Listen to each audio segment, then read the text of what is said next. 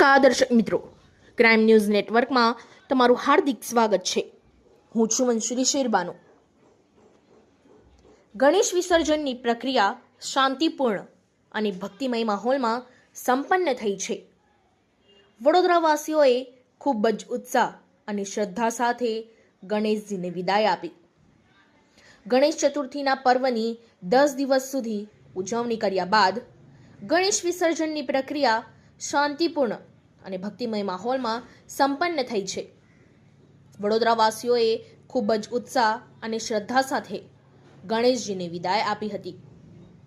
સાંજ પડતા જ શ્રીજીની વિશાળ પ્રતિમાઓ વિસર્જન અર્થે બહાર કાઢવામાં આવી હતી અને વિસર્જન સ્થળોએ ભક્તોના ટોળા ઉમટી પડ્યા હતા.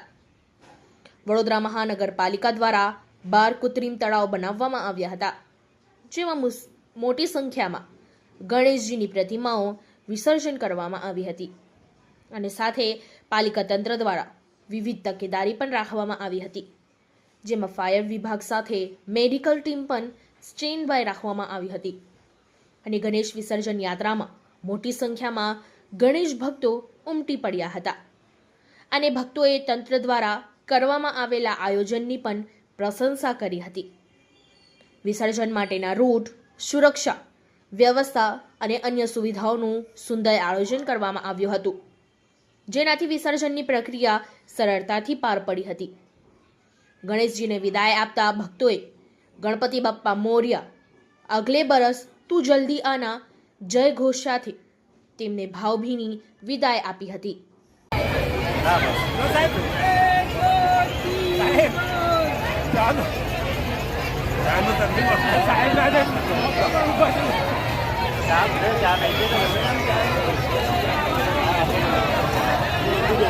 बिला बिला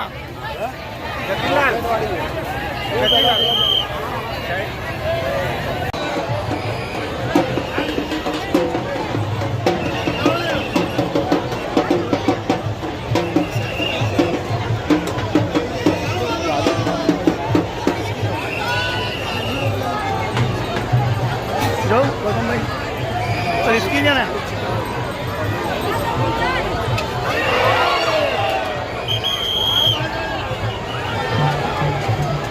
કારણ કે બાંધ્યો છે ને કમરથી એટલે રિસ્કી છે.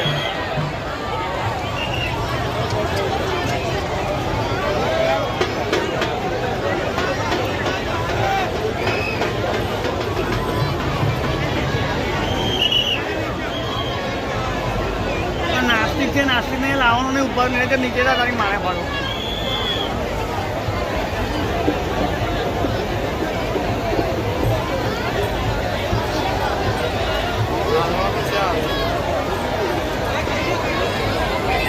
गणपति विसर्जन छेल्लो दिवस है. मीडिया मित्रों आभार कि आप लोग पण विसर्जन भागरूपे अहीं पधार्या छो, एटले वडोदरा महानगरपालिका द्वारा आपने आभार.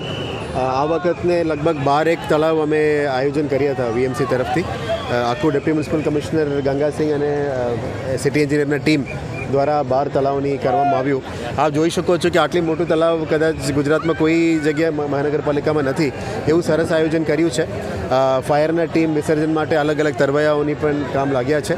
आ वखते लगभग 50,000 प्लस गणपति बाप्पानी मूर्तिओनी अमे विसर्जन आ 12 कृत्रिम तलावमां कर्युं छे. साथे साथ अलग अलग सोसायटीज़मां वॉर्ड लेवलमां पण स्थानिक लेवलमां पण थतुं होय छे, एटले अमे वॉर्डनी डेटा पण मेळवी रह्या छे. काल सुधी आनो डेटा आवशे. पण वडोदराना जनताने आभार कि आपणे जे रूल्स एंड रेग्युलेशन्स प्रमाणे एमने विनंती करी हती आ विसर्जनने सारी रीते मदद करवा माटे. प्रोपर रूल्स फॉलो करीने लोको आवीने अपने विसर्जन बाप्पानुं थई रह्या छे. आडेधड नथी करता, वेइट करीने क्यूमां करे छे. આજે મોટા બાપા પણ આવી રહ્યા છે. વડોદરા સિટી પોલીસને પણ આભાર. એ આયોજનમાં અમારે સાથે મળીને આ આયોજન સરસ રીતે કર્યું. બહારના ડિસ્ટ્રિક્ટ્સમાંથી આવેલા પોલીસ મિત્રોને પણ અમે આભાર માનીએ છીએ. આ બંદોબસ્ત બહુ સારી રીતે ગોઠવણ કરીને એક આયોજન કરી છે. તમામ પદાધિકારીઓ અધિકારીઓ ટીમ દ્વારા આયોજન કર્યું છે. ડિટેલ્સ આ વખતે લગભગ 13 થી 14 અલગ કોલમ્સ બનાવીને ડેટા શીટ્સ ડેલી મેન્ટેન કરતા હોય છે. એટલે સ્ટ્રીટ લાઇટ્સ હોય, એમજીવીસીનું કનેક્શન છે કે કેમ, પાવર ઇન્ટરપ્શન્સ છે કે કેમ કાંઈ ઇલેક્ટ્રિક શોક્સ ના થઈ જાય એના માટે સાવચેતી, બધાનું પ્રોટેક્શન, રિટેનિંગ વોલ, પાણીનું રિપ્લેનિશમેન્ટ બધું કર્યું છે.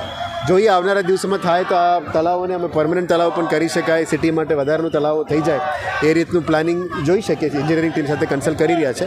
એટલે મીડિયાના મિત્રોને પણ આભાર. આખું આ 11 દિવસ આપ લોકો પૂરું સહયોગ આપ્યા. વડોદરાના સિટીના નાગરિકોને પણ આભાર માનીએ છીએ કે વડોદરાની આ વખતનું જે વિસર્જન છે એને યાદગાર બનાવ્યા છે. ફરી એમને રિક્વેસ્ટ કરીશ કે દરેક વખત આ જ ડિસિપ્લિનથી અમે વડોદરાનું નામ રોશન કરવા માટે આ વિસર્જન કરીએ. અને ગણપતિ બાપાને પ્રાર્થના કરું છું કે વડોદરાની વિકાસ માટે પણ એમની કૃપા પૂરી રીતે રહે. આપ બધાને આભાર. સાહેબ, આજવાની વિશ્વની સપાટીની શું સ્થિતિ છે, શું કહેશો? કંઈ ચિંતાજનક સ્થિતિ નથી. વરસાદની માહોલ હતી એટલે આજવાનું 62 દરવાજા ખોલવામાં આવ્યું હતું. સાવચેતીના ભાગરૂપે જ રાખ્યું છે. પૂનમ છે એટલે નીચલા વાસમાં પાણી ખેંચાણમાં થોડો ઇશ્યુઝ હતો, કારણ કે સૂર્યા, વિશ્વામિત્રી, ભાદર, તમારું નર્મદા, બધા મહીસાગર બધું ખુલ્લું છે. એટલે આજે પ્રતાપપુરાને ટેમ્પરરી અમે બંધ રાખ્યા છે કારણ કે પાણી સંરક્ષણ થાય. આ 2 દિવસ પાણી ખોલવાનું મહત્ત્વ કરતાં આખા વર્ષ માટે પીવાનું પાણી જોશે આપણે સિટી માટે. એટલે 9-10 મહિના માટે અમે આયોજન પ્લાનિંગ કર્યા છે. માનનીય નવલાવાલા કમિટી સાહેબનું રેકમેન્ડેશન્સ, વોટર કમિશનનું રેગ્યુલેશન્સ અને આઈઆઈટી રૂરકીના સજેશન્સને લઈને ટેકનિકલ રીતે અમે અલગ અલગ દરવાજોને ક્યારે ખોલવું જોઈએ ટાઈમિંગ સાથે પ્લાનિંગ કરી રહ્યા છે. આજે વિઝિટ પણ લઈ આવ્યા છે. એટલે આશા રાખીએ કે સિટીમાં વધારે ઇશ્યુઝ ના થાય. એક મહત્વપૂર્ણ વસ્તુ છે કે ગયા વર્ષ કરતાં વધારે વરસાદ આ વખતે ઉપરવાસમાં થયેલું છે. લગભગ 34% વધારે પાણી વરસાદ થયું છે. તો પણ સિટીમાં આ વખતે કંઈ પૂરની સમસ્યા નથી આવી. એટલે સિટીમાં જે વિશ્વામિત્રીને પહોળો કરવાનું કામગીરી, ખાસોની સફાઈ કરવાનું કામગીરી, ડ્રેનેજ લાઇન્સનું સાફ કરી કામગીરી, આના કારણે પાણી નીકળી ગયું છે. અને સિટીની અંદર વલ્નરેબલ પોઈન્ટ્સમાં પણ મેક્સિમમ વોટર લોગિંગ નથી. એટલે અમે કાયમી અને મોનિટર કરીને ક્લિનિંગ કરી રહ્યા છે. સિટીમાં લગભગ લાસ્ટ યર કરતાં 90%નું પાણી મળી છે. આશા રાખીએ કે જેટલું પાણી મળે અમે સંરક્ષણ કરવા મેક્સિમમ રેઇન વોટર હાર્વેસ્ટિંગ આવતા સમયમાં મેક્સિમમ કરીશું. પણ વડોદરાની જનતાને વિનંતી કરીએ છીએ કે અમે રેઇન વોટર હાર્વેસ્ટિંગ કરીને પાણીને સંરક્ષણ કરવાનું મેક્સિમમ પ્રયત્ન કરવો જોઈએ. પાણી દર વખતે ખોલવાનું એક સમસ્યા નથી. અને વિશ્વામિત્રી માટે પણ પરમનન્ટ સોલ્યુશન કરવા માટે અમે પ્લાનિંગ કરી રહ્યા છે. એટલે આશા રાખીએ આવનારા દિવસોમાં વડોદરાની વિકાસ સાથે વડોદરાની વોટર કન્ઝર્વેશન માટે એક સારું આયોજન થઈ જાય. સાહેબ, કોટિયાદ ખાતે भी अपने मुलाकात की. इस वीडियो को लाइक करें, हमारे चैनल को सब्सक्राइब कर बेल आइकन जरूर प्रेस करें